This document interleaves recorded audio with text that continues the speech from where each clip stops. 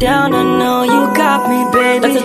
Halo semuanya, bertemu lagi dengan saya, Serina. Nah, di video kali ini kita akan membahas mengenai about router OS. Nah, jadi apa aja sih pembahasan yang akan kita bahas?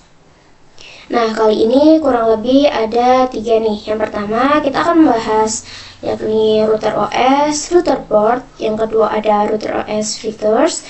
Lalu ada name, type, arsitektur router port. Oke, langsung saja kita masuk ke materi yang pertama.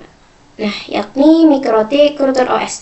Nah, MikroTik Router OS ini harus kita install di PC ya, karena agar kita bisa melakukan custom. Jadi, kita bisa custom prosesornya berapa, harddisknya berapa, dan lain-lain. Nah, di sini kita akan coba search. Jadi, untuk jenis MikroTik itu sangat banyak ya, teman-teman. Kita bisa coba search MikroTik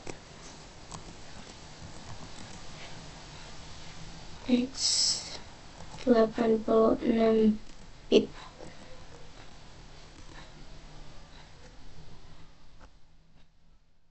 Di sini bisa kalian lihat kalau banyak jenisnya ya teman-teman. Kemudian ada juga MikroTik X86 bit yang aneh tuh. Terus MikroTik X86 bit yang Cina. Dan juga ada MikroTik X86 bit yang apa? Di sini standalone-nya berbasis Linux ya, tetapi kalian bisa sesuaikan dengan kebutuhan kalian masing-masing. Nah, selanjutnya yakni materi MikroTik Router Port. Nah, router port itu tidak bisa di custom ya teman-teman. Nah, jadi MikroTik Router Port ini built-in hardware, dibuat untuk menjalankan sistem operasi router OS. Jadi, lebih mengarah ke perangkat fisik. Nah, segala fitur itu bisa terdapat pada satu perangkat ataupun dapat diperuntukkan khusus sesuai kategorinya. Jadi, jika kalian ingin simple, dapat digunakan router portnya saja.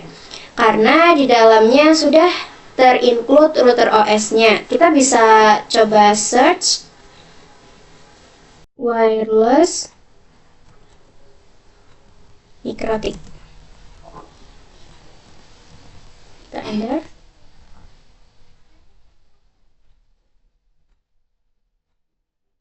Nah, jadi ini adalah serial pecahannya. Jadi ini tidak membebani router karena dipecah dengan perangkat tersendiri yang dikhususkan sesuai kategorinya.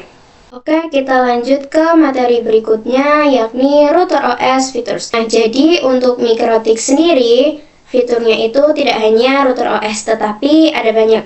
Nah, salah satunya itu ada wireless network atau biasa disebut CHP wireless dan sebagainya. Nah, ini kan support network ya teman-teman. Jika wireless berarti dia tanpa kabel teman-teman, tetapi jika nirkabel berarti dia menggunakan kabel.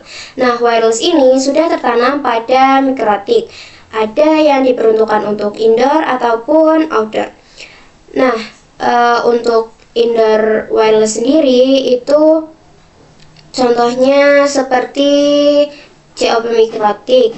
Jika outdoornya itu ada point to point dan point to multi point. Lalu di sini juga ada routing.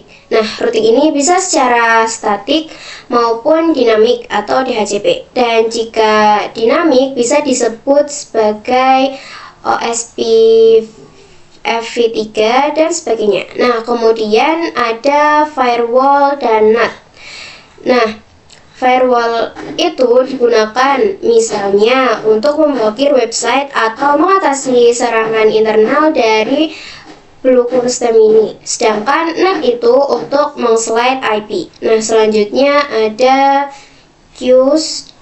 QoS atau bandwidth. Nah, jadi ini itu untuk mengatur berapa sih bandwidth dan sebagainya. Kemudian ada yang namanya point to point tunneling. Nah, biasanya ini digunakan untuk meremote melalui SSH. Lalu ada user management. Jika DHCP atau proxy itu agar IP-nya dapat secara otomatis. Nah, jika hotspot itu misal ada klien yang connect, itu kita bisa berikan portal autentifikasi atau user passwordnya ya teman-teman. Nah, kemudian Untuk tools itu ada bandwidth test, touch mapping, MRTG, dan lain-lain. Nah, untuk lebih lengkapnya kalian bisa lihat link di Sami ini. Oke, selanjutnya yakni router port name. Nah, pengkategorian nama pada perangkat router port mikrotik itu berdasarkan 3 kategori. Nah, RB ini merupakan router port. Nah, 9 itu bisa dikategorikan sebagai seri atau kelas router. Dan angka 5 ini itu bisa dikategorikan sebagai jumlah port Ethernet. Lalu angka 1 ini itu merupakan jumlah slot mini PSI atau wireless ya teman-teman. Biasanya kan muncul wordnya itu ya teman-teman, bisa yang Omnitic atau Grove, SXT, LHG, dan lain-lain. Nah, lalu ada juga yang namanya exceptional naming. Nah, nama itu disederhanakan dan disesuaikan dengan pengembangan, dan biasanya Ethernetnya lebih dari 9 port nih. Nah, itu contohnya ada banyak, misal di sini ada router port 600, router port 800, 1000, 1100, dan masih banyak lagi. Selanjutnya yakni router port type. Nah, biasanya terdapat kode pada belakang mikrotiknya. Nah, kalian bisa lihat di sini kita tahu bahwa RB itu merupakan router port. Lalu untuk angka 9 ini merupakan seri atau kelasnya. Kemudian untuk angka 5 ini itu merupakan portnya atau Ethernet. Nah, 2 itu untuk wireless. Nah, kalau UI ini merupakan kode atau fitur portnya. Untuk kode lainnya kalian bisa lihat di sini dan bisa kalian coba baca sendiri ya teman-teman. Nah, selanjutnya adalah arsitektur router port. Nah, arsitektur router port ini dengan PC itu berbeda ya teman-teman. Jika arsitektur router port itu ada MPSPI, ada SMI IPS, ada tile, PPC, dan lain-lain. Arsitektur router port itu dibedakan berdasarkan jenis dan kinerja prosesor. Software atau OS-nya itu setiap arsitektur berbeda.